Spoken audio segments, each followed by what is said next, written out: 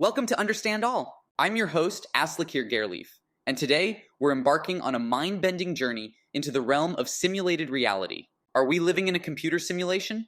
It's a question that's fascinated philosophers, scientists, and curious minds alike for decades. So, let's dive in and explore this captivating concept together.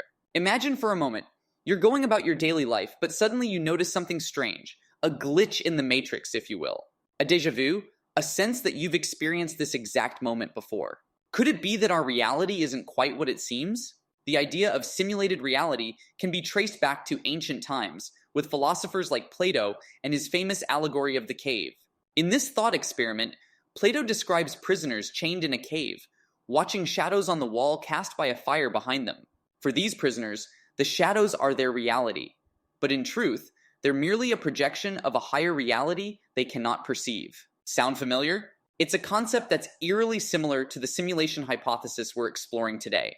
Fast forward to the modern era, and we have Nick Bostrom, a philosopher at the University of Oxford, who proposed a compelling argument for the simulation hypothesis in his 2003 paper. Bostrom suggests that at least one of the following propositions must be true. Either the human species is very likely to go extinct before reaching a posthuman stage. Any posthuman civilization is extremely unlikely to run a significant number of simulations of their evolutionary history, or we are almost certainly living in a computer simulation. Let that sink in for a moment. According to a 2016 survey conducted by YouGov, a staggering 25% of Americans believe it's more likely than not that we're living in a computer simulation.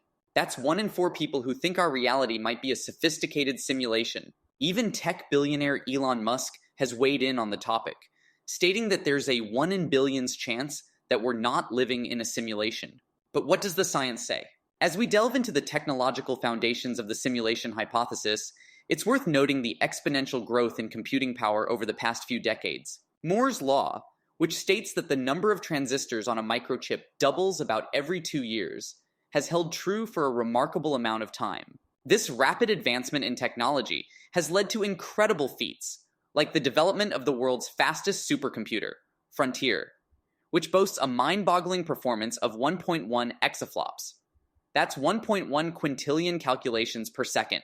With such staggering computational power at our fingertips, the idea of simulating reality seems less far-fetched than ever before. But it's not just raw computing power that's fueling the simulation hypothesis. Advancements in virtual reality and augmented reality technologies are blurring the lines between the digital and physical worlds. According to a report by Statista, the virtual reality market size worldwide is projected to grow from $15.81 billion in 2020 to a staggering $92.31 billion by 2027. As VR and AR become more sophisticated and immersive, it's not hard to imagine a future where simulated realities are indistinguishable from our own.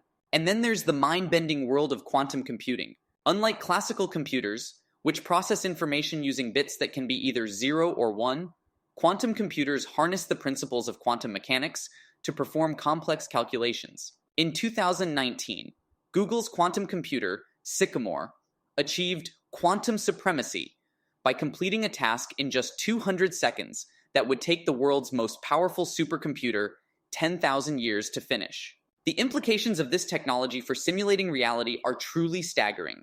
But the simulation hypothesis isn't just about technology. It's also deeply rooted in our understanding of the nature of reality itself. Quantum mechanics, the branch of physics that describes the behavior of matter and energy at the atomic and subatomic levels, has revealed that reality is far stranger than we ever imagined. The famous double-slit experiment, for example, shows that particles can behave like waves and can exist in multiple states simultaneously until observed. This bizarre behavior has led some scientists to propose that reality itself may be a simulation, with the code of the universe written in the language of quantum mechanics. Another intriguing idea that lends support to the simulation hypothesis is the holographic principle in string theory. This principle suggests that the universe can be described as a two-dimensional information structure painted on the cosmological horizon, much like a hologram. If this is true, it would mean that our three-dimensional reality is a projection of a lower-dimensional reality, not unlike a simulated world.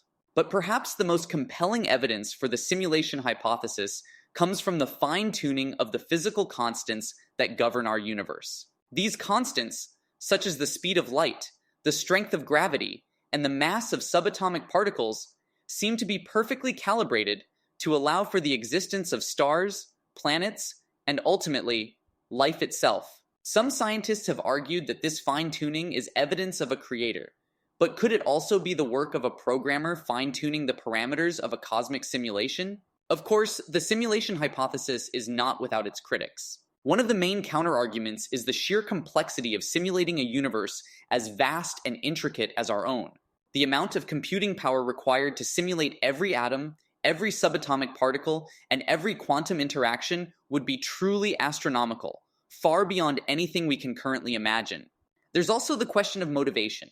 Why would an advanced civilization go through the trouble of simulating a universe like ours? Some have suggested that it could be for scientific research, to study the evolution of life and intelligence under different conditions. Others have proposed that it could be for entertainment, much like how we create virtual worlds in video games. But perhaps the most unsettling implication of the simulation hypothesis is the question of free will. If we are indeed living in a simulation, are our choices and actions truly our own, or are they predetermined by the code that governs our reality? This is a question that has haunted philosophers for centuries, and the simulation hypothesis adds a new twist to the age-old debate.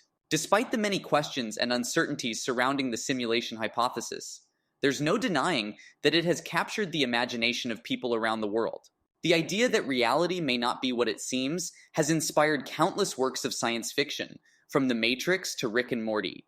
But it's not just entertainment. The simulation hypothesis has also sparked serious scientific research and philosophical inquiry. In recent years, scientists have proposed various experiments to test the simulation hypothesis. One idea is to look for glitches in reality, much like the glitches we sometimes encounter in video games. These could manifest as sudden changes in the laws of physics, or as inexplicable phenomena that defy explanation. Another approach is to search for patterns or code in the cosmic microwave background radiation, the leftover heat from the Big Bang that fills the universe. While these experiments have yet to yield any conclusive evidence for the simulation hypothesis, they represent an important step forward in our quest to understand the nature of reality. As our technology continues to advance and our understanding of the universe deepens, we may one day be able to answer the question that has captivated minds for millennia.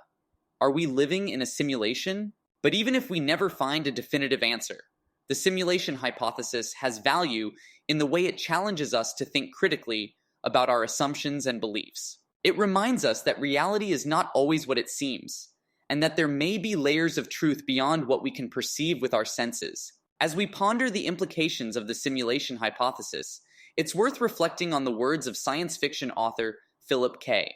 Dick, who famously asked, "How do you define real?" If you're talking about what you can feel, what you can smell, what you can taste and see, then real is simply electrical signals interpreted by your brain. In the end, whether we are living in a simulation or not, the most important thing is to make the most of the reality we have, to live with purpose, to seek truth, and to strive for a better understanding of ourselves and the world around us. As we come to the end of our journey into the world of simulated reality, I hope this exploration has sparked your curiosity and left you with more questions than answers. Remember, the pursuit of knowledge is a never-ending quest, and the most profound truths are often found in the most unexpected places. So keep asking questions, keep seeking answers, and never stop wondering about the nature of reality. Who knows? Maybe one day we'll wake up and realize that this has all been a simulation, and that our true reality lies beyond the veil of our perceived existence. But until then, let's embrace the mystery, the wonder, and the sheer possibility of it all. Because in the end, isn't that what makes life so fascinating? Thank you for joining me on this mind-bending journey. And until next time, keep questioning reality.